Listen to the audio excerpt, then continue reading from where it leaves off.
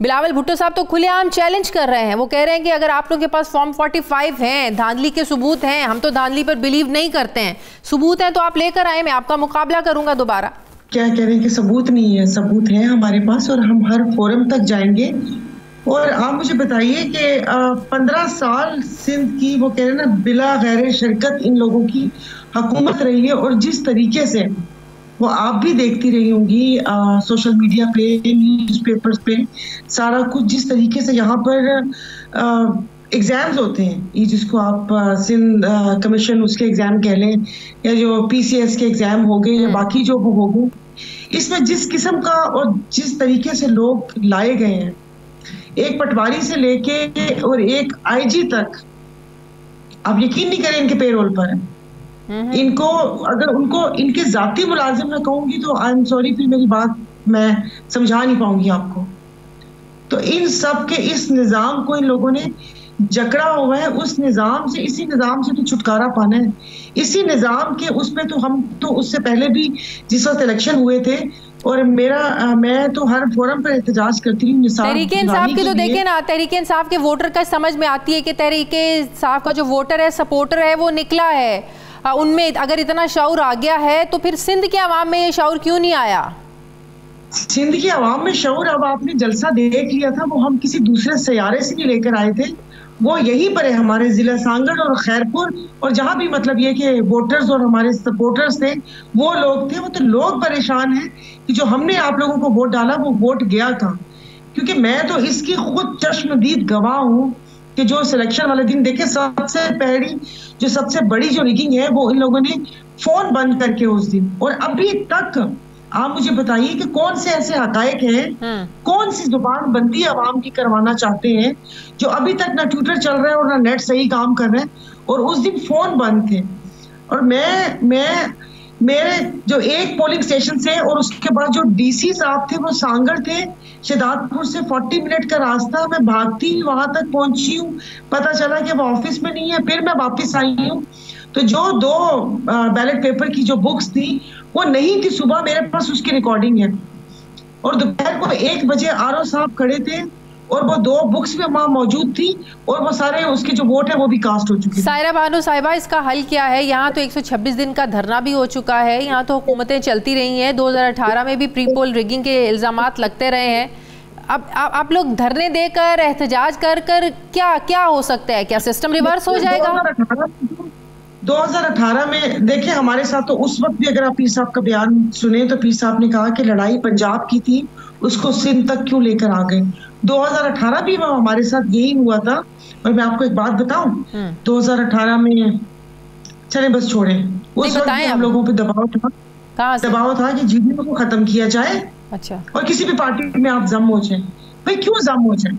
अभी भी जो पीर साहब ने प्रेस कॉन्फ्रेंस किया उसमें भी कहा कि GDA खत्म करें, और ये आप किसी पार्टी में जम हो जाए तो सीट्स मिलेंगी, वरना GDA के सामने 0 लिखा हुआ है।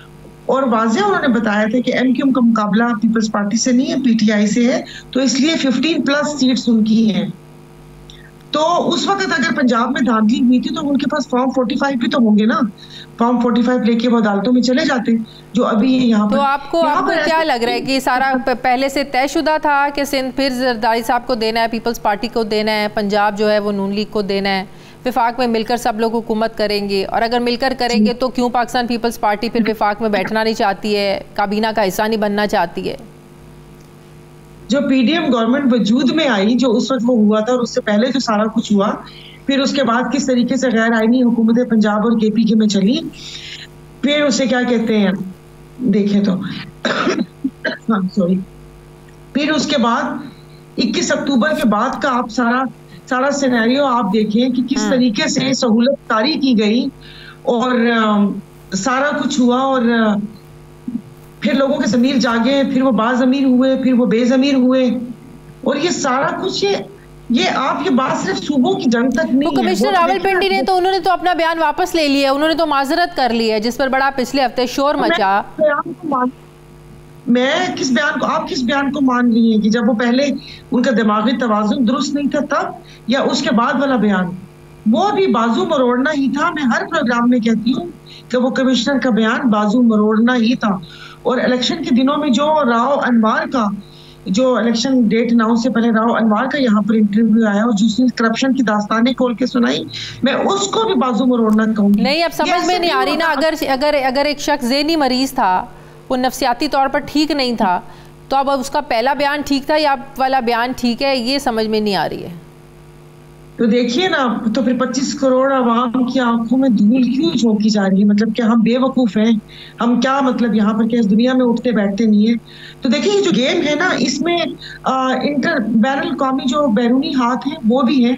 मैं आपको ऐसे नहीं कह रही कि लफ्ज सुने हुए कि बैरूनी ताकतें या वो, उन लोगों को इस किस्म के दागे लोग ही सूट करते हैं।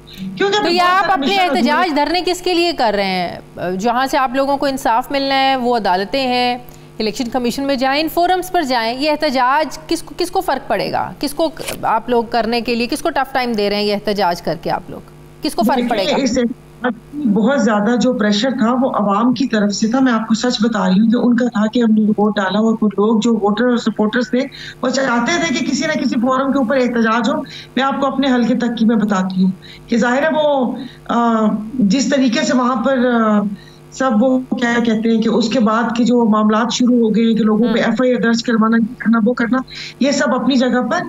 अगर आप इसको सच बताऊं तो मैं भी सोच रही हूँ कि क्या ये इलेक्शन कमीशन के खिलाफ होगा एहतजाज, कि जहां पर निसार दुरानी जैसे बंदे को बिठाया कि जिनकी एसोसिएट की खवातीन सिंध गवर्नमेंट में MPS रिजर्व सीट पे उनका नाम था। नहीं, तो आप ये पूरा इलेक्शन दोबारा करवाने की बात कर रहे हैं या उन हलकों में जहां पे आप लोग जीत नहीं सके हैं उन सिर्फ उन्हीं हलकों को रीओपन करवाने की बात कर रहे हैं? पूरे मुल्क में इलेक्शन कराना ही कोई आसान थोड़ी है। पूरे सिंध में इन्होंने जिस तरीके से हसास करार दिया गया था कि जहां पर मैं रात को गई और किसी ने मुझे कहा कि वहां दिन में लोग नहीं जाते, तुम रात को कैसे पहुंच गए? वहां पर कोई वो नहीं था। मतलब मेरा जहां तक, तो हम तो अपने सिंध में करना चाहेंगे कि सिंध में आप दोबारा इलेक्शन करवाएं और वो फिर बाकायदा मतलब ऐसा होगा कि फिर फ्री हैंड ही होगा कि जो मैं आपको पहले भी कहा था कि जो मुल्क के वसी तर मफाद का जो एक टेप हमारे मुंह पर लगा दी देखिए ना, इस बार बहुत कुछ बदला तो है ना। पिछले रिजल्ट 2018 के आप MQM के उठाकर देख लें, कोई उनका नतीजा नहीं था, उनकी कोई कारकर्दगी नहीं थी। अब तो उनको 16-17 सीटें मिल गई हैं, तो आवाम का माइंडसेट तो बदला है। कराची से मेरे ख्याल में 15 से 20 हजार वोट नहीं मिले होंगे। PDM गवर्नमेंट के बाद जो MQM का ग्राफ नीचे आया है, MQM अगर यहाँ पर है तो वो MQM लंदन वाली है जो अभी भी वहां पर वो भाई के साथ है। इनको तो वोट दिया ही नहीं अवाम ने। मैं तो उससे पहले मैं जाती हूँ, आपको पता है हम खवातीन होती है मार्केट्स वगैरह में गए ये वो, यहाँ पर तो गली कूचे में फेरी वाला, कपड़े वाला, टेलर, सब हर बंदा PTI का। मतलब कि इन्होंने एग्जाम ही नहीं दिया लेकिन पास हो गए जी। तो आप देखिए ना, तो फिर क्या हम इसके खिलाफ ना बोले कि ये ऐसे कैसे हो सकता है कि ये जो आप लोगों को इस मुल्क के जो इदारे हैं, अदालतें हैं, इलेक्शन कमीशन है, यहाँ से कोई आप लोगों को उम्मीद नहीं है कि आप लोगों को इंसाफ मिले?